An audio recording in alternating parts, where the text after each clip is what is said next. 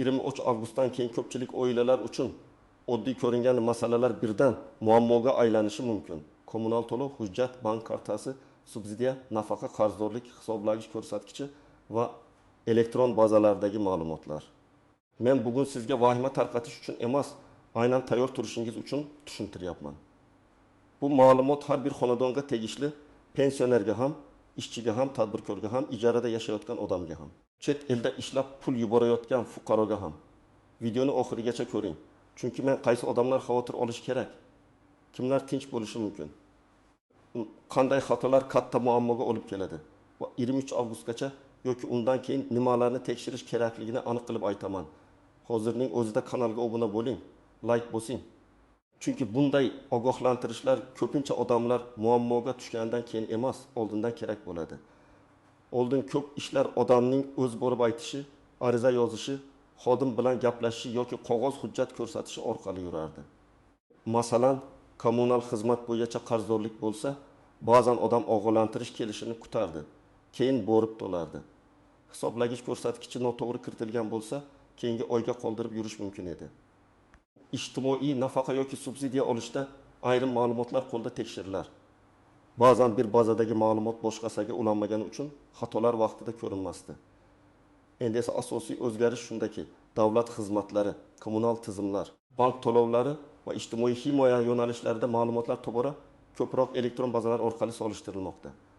Ya'ni tizimsizning gaz, elektr, suv, kadastr, ro'yxat, bank, avtomobil, daromad, pensiya yoki nafaqa haqidagi ma'lumotlaringizni alohida emas, bir-biriga bog'lab ko'ra boshlaydi. Bu nimani anglatadi? Agar bir joyda xato bo'lsa, u boshqa xizmatga ham ta'sir qilishi mumkin. Masalan, siz uyda yashayapsiz, lekin kadastr hujjatida boshqa manzil ko'rsatilgan. Yoki siz ijarada turasiz, lekin ro'yxatingiz boshqa tumanda. Yoki elektr hisoblagich egasi vafot etgan, qarindoshingiz nomida qolgan. Yoki bank kartangizdan sizga tegishli bo'lmagan katta pul aylanmalari o'tgan. Oldin bunday narsalar yillar davomida sezilmay yurishi mumkin edi. Endi esa elektron tekshiruv kuchaygani sari bunday nomuvofiqliklar, qarzdorlik, xizmatni vaqtincha cheklash, nafaqani qayta ko'rib chiqish, subsidiya rad etilishi yoki qo'shimcha hujjat so'ralishiga sabab bo'lishi mumkin. Men eng muhim narsani ochiq aytaman. 23 avgustdan keyingi keskinlik faqat narx yoki bitta qaror bilan bog'liq emas. Asosiy keskinlik tartib-intizomning kuchayishida. Kim hujjatini, to'lovini, hisoblagichini, ro'yxatini va bank operatsiyalarini tartibga solgan bo'lsa, u odam uchun qo'rqinch kam. Kim keyin ko'raman, baribir hech kim tekshirmaydi.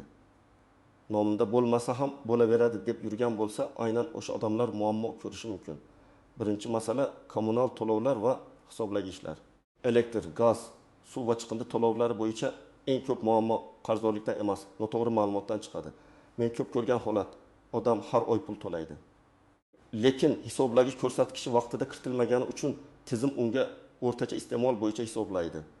Masalan, oilangiz yoz oyida elektrni 2700 kilovat ishlatdi. Siz hisoblagich ko'rsatkichni kiritmadingiz. Tizim oldingi davrdagi o'rtacha sarfga qarab 400 kilovat yozib qo'ydi. Keyin siz men buncha ishlatmaganman deb borasiz. To'g'ri, tekshirtirish mumkin, lekin vaqt ketadi, asab ketadi. Ba'zan dalolatnoma kerak bo'ladi. Yana bir misol. Xonadonda 300 ming so'm elektr qarzi bor. Odam oy oxirida to'layman deb yuribdi. Lekin tizim avtomatik ogohlantirish yuborishi ma'lum muddatdan keyin cheklov qo'llashi mumkin. Keyin xizmatni qayta tiklash uchun nafaqat qarzni, balki qayta ulash bilan bog'liq xarajatlarni ham to'lashga to'g'ri keladi. Agar bu uyda keksa ota-ona, kichik bola yoki kasal odam bo'lsa, oddiy 300 ming so'mlik e'tiborsizlik katta muammoga aylanadi. Ikkinchi masala ijtimoiy nafaqa. Moddiy yordam va subsidiya. Oldin ko'pchilik mahalla biladi, oilamiz qiynalgan deb o'ylardi. Endi esa mahalla xulosasi muhim bo'lsa ham, elektron bazalardagi ma'lumotlar ham katta rol o'ynaydi. Masalan, oila bolalar nafaqasi olish uchun ariza beradi. Oila daromadi past rostdan ham yordamga muhtoj. Lekin otaning nomida eski Nexia mashinasi bor. U allaqachon sotib yuborilgan, faqat hujjatda o'tkazilmagan. Tizim esa bu avtomobilni hali ham oilaning mulki deb ko'radi. Natijada ariza rad etilishi yoki qo'shimcha tekshiruvga tushishi mumkin. Yoki boshqa misol, ayol farzandlari bilan yashaydi. Turmush o'rtog'i chet elda. Eri har oy $200 yuboradi. Bu pul ba'zan karta orqali, ba'zan pul o'tkazmasi orqali keladi. Agar oilaning rasmiy daromadi va real pul kirimlari orasida farq ko'rinsa, tizim savol beradi. Bu doimiy daromadmi yoki bir martalik yordammi? Shuning uchun pul o'tkazmalarini tushuntira olish kerak bo'lsa, hujjat bilan ko'rsatish muhim. Men bu yerda pul yubormang demayapman. Aksincha, hammasi qonuniy bo'lsin, izohi aniq bo'lsin deyapman. Uchinchi masala, bank kartalari va pul aylanmasi. Bugun ko'p odamlar kartasini qarindoshiga, tanishiga, hatto bozordagi savdogarga ishlatib turish uchun berib qo'yadi. Mening kartamdan foydalansang bo'ladi. Baribir pul o'tib turadi deyishadi. Bu juda xavfli. Chunki karta sizning nomingizda bo'lsa, undagi pul aylanishi ham birinchi navbatda sizga bog'lanadi. Masalan, siz oddiy ishchisiz, oylingiz 3 million so'm. Lekin kartangizdan bir oyda 80 million so'm pul kirib chiqdi. Siz bu akamlik edi deysiz. Tizim esa buni shubhali aylanma sifatida ko'rishi mumkin. Keyin bank sizdan tushuntirish so'rashi, karta vaqtincha cheklanishi, ayrim xizmatlarda savol tug'ilishi mumkin. Ayniqsa onlayn savdo qilayotganlar e'tiborli bo'lishi kerak. Agar siz uyda pishirik sotyapsiz, kiyim-kechak olib sotyapsiz, telefon aksessuarlari savdosi qilyapsiz va karta orqali doimiy pul olayotgan bo'lsangiz, bu oddiy qarindoshlar o'rtasidagi pul emas, iqtisodiy faoliyat sifatida ko'rinishi mumkin. Bunday holatda o'zini o'zi band qilish, yakka tartibdagi tadbirkorlik yoki boshqa qonuniy shakl haqida o'ylash kerak. Men buni qo'rqitish uchun emas, ertaga kartangiz blok bo'lib, mijozlaringizga javob bera olmay qolmasligingiz uchun aytyapman. 4-masala. Hujjatlar va ro'yxatdagi nomuvofiqliklar. Eng ko'p uchraydigan xato: pasport yoki ID karta ma'lumoti yangilangan, lekin bankda eski pasport ma'lumoti turibdi. Yoki telefon raqami boshqa odam nomida, yoki kadastrda uy maydoni boshqacha, amalda boshqacha. Yoki hisoblagich hali ham avvalgi egasi nomida. Bularning hammasi alohida qaraganda kichik masala, lekin elektron tizimda xizmat olishda ular to'siqqa aylanadi. Masalan, subsidiya olish uchun ariza topshiryapsiz. Tizim sizning doimiy ro'yxatingizni tekshiradi. Siz amalda Toshkentda yashaysiz, lekin ro'yxat Qashqadaryoda. Bolalaringiz Toshkentda maktabga boradi, kommunal to'lov Toshkentdagi uy bo'yicha, lekin arizada boshqa manzil chiqadi. Bunday holatda ariza ko'rib chiqilishi cho'ziladi. Yoki sizga avval ro'yxat va yashash manzili bo'yicha ma'lumotlarni aniqlashtiring deyishadi. Birinchi navbatda kommunal qarzi bor oilalar. Qarzingiz 50 ming so'm bo'lsa ham, 500 ming so'm bo'lsa ham uni ko'rib chiqing. Chunki muammo faqat summa kattaligida emas, muddatida. Ba'zi tizimlarda qarzdorlik ma'lum vaqt davomida to'lanmasa, avtomatik choralar boshlanishi mumkin. Ikkinchi navbatda ijtimoiy nafaqa yoki subsidiya olayotganlar va olishni rejalashtirayotganlar. Sizning oilangiz haqiqatan ham yordamga muhtoj bo'lishi mumkin. Lekin nomingizdagi mulk, avtomobil, bank aylanmasi, ro'yxatdagi xato yoki oila tarkibi noto'g'ri ko'rsatilgani sababli yordam kechikishi mumkin. Shuning uchun men kambag'alman, shuni hamma biladi deb o'tirmang. Tizim bilish bilan emas, ma'lumot bilan ishlaydi. 3-navbatda kartasidan boshqa odamlar foydalanayotganlar. Bugun kartani berib turish oddiy ko'ringani bilan ertaga bu sizning daromadingiz sifatida talqin qilinishi mumkin. Ayniqsa katta summalar aylansa ehtiyot bo'ling. 4-navbatda uy-joy hujjati tartibga solinmaganlar. Meros uyi, eski uy, qurilish tugalanmagan uy, kadastr yo'q yoki eski egasi nomida qolgan uylar bo'yicha albatta aniqlik kiriting. Chunki kommunal xizmat, subsidiya, kredit, garov oldi-sotdi. Ro'yxatga qo'yish kabi masalalarda bu birinchi to'siq bo'ladi. Agar sizning kommunal to'lovlaringiz vaqtida to'langan bo'lsa, hisoblagich ko'rsatkichlari muntazam kiritilgan bo'lsa, bank kartangizdan faqat o'zingiz foydalansangiz. Hujjatlaringiz yangilangan bo'lsa, ro'yxat va yashash manzilingizda katta nomuvofiqlik bo'lmasa, sizda vahima qilishga sabab yo'q. Lekin baribir tekshirish kerak. Chunki ba'zan odam hammasi joyida deb o'ylaydi. Tizimda esa telefon raqami eskicha, pasport seriyasi noto'g'ri yoki qarzdorlik 12 ming so'm bo'lib turadi. Ana shu kichik xato katta jarayonda ko'rinib qoladi. Birinchi nozik jihat texnik xatolar, elektron tizim kuchaysa ham. Xato bo'lmaydi degani emas. Masalan, to'lov qilgansiz, lekin tizimga kech tushgan. Yoki hisoblagich almashtirilgan, lekin yangi raqam bazaga kiritilmagan.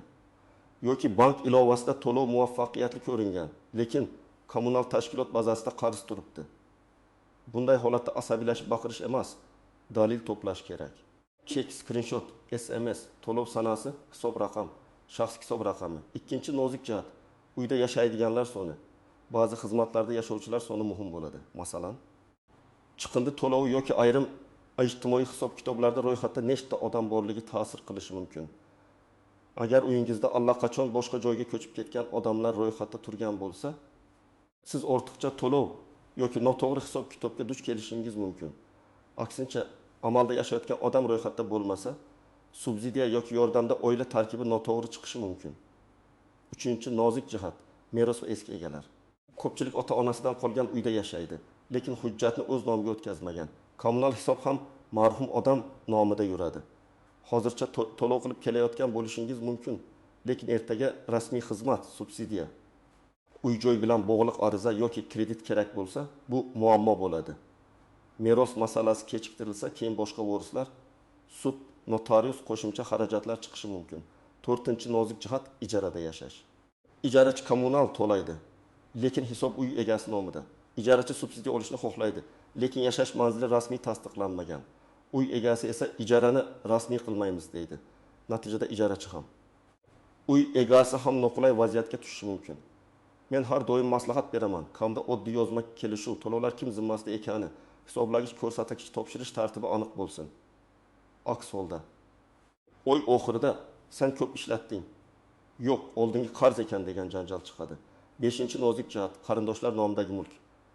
Ayrim oilalarda mashina bir odam nomida, boshqasi minadi. Uy bir odam nomida, boshqasi yashaydi. Karta bir odam nomida, boshqasi ishlatadi. Bu odat bizda ko'p.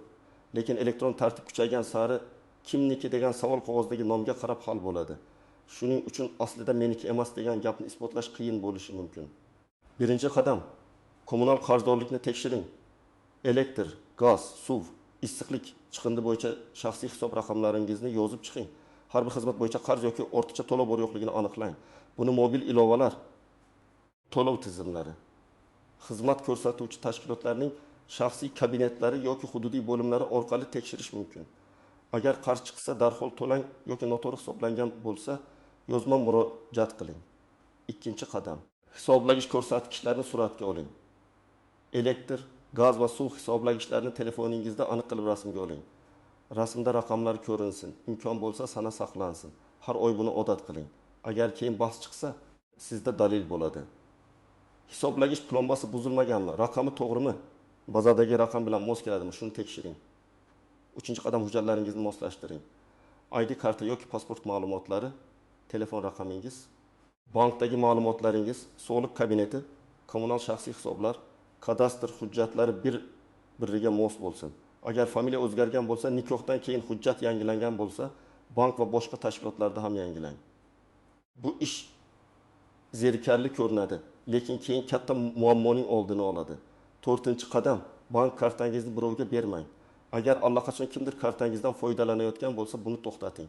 Katta pul o'tgan bo'lsa, nima uchun o'tganini tushuntiradigan yozishmalar, shartnoma, qarz tilxati yoki boshqa dalillarni saqlang. Internet orqali savdo qilsangiz, faoliyatingizni qonuniy shaklga keltirish masalasini ko'rib chiqing. O'zini o'zi band qilish ko'p hollarda oddiy va arzon yechim bo'lishi mumkin. 5-qadam, ijtimoiy yordam olmoqchi bo'lsangiz, oldindan tayyorlaning. Oila tarkibi, bolalar tug'ilganlik guvohnomasi, nikoh yoki ajrim hujjati.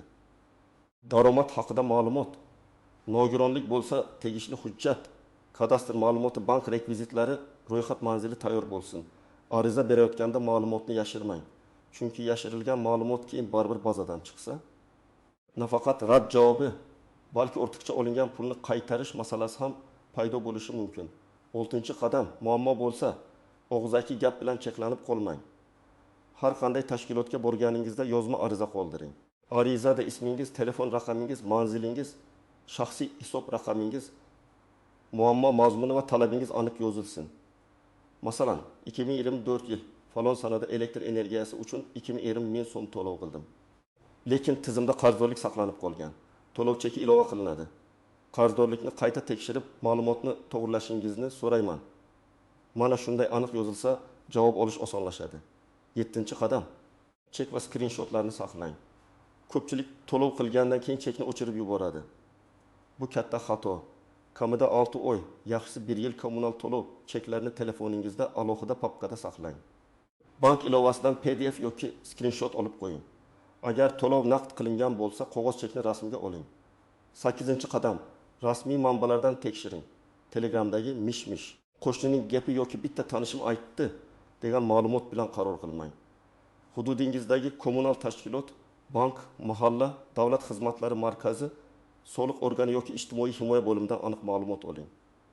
Agar tushunmasangiz, savol bering. Savol berish uyat emas, muammoga tushib qolish qimmatga tushadi. Demak, 23 avgustdan keyin eng katta tayyorgarlik vahima qilish emas, tartibga keltirishdir. Kommunal qarzlarni tekshiring. Hisoblagich ko'rsatkichlarini yozib boring. Hujjatlaringizni moslang. Kartangizni birovga bermang. Subsidiya yoki nafaqa uchun ma'lumotlarni oldindan tayyorlang. Har bir to'lov chekini saqlang. Kim bugun 1 soat vaqt ajratib tekshirsa, ertaga bir necha kun yugurib yurishdan qutuladi. Men sizga ekspert sifatida shuni aytaman. Hozirgi davrda eng kuchli himoya bu tartibli hujjat, aniq to'lov va isbotlanadigan ma'lumot. Agar sizda biror muammo bo'lsa, uni yashirmang. Kechiktirmang, o'zi hal bo'lib ketar deb kutmang. Ertaroq harakat qilgan odam kamroq zarar ko'radi. Sizningcha eng ko'p muammo qaysi sohada bo'ladi? Kommunal to'lovlardami, nafaqa va subsidiyadami?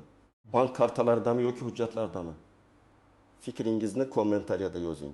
Video foydali bo'lgan bo'lsa, like bosing. Yaqinlaringizga yuboring va kanalga obuna bo'ling. Men esa keyingi videolarda bunday o'zgarishlarni oddiy tilda, aniq misollar bilan tushuntirishda davom etaman.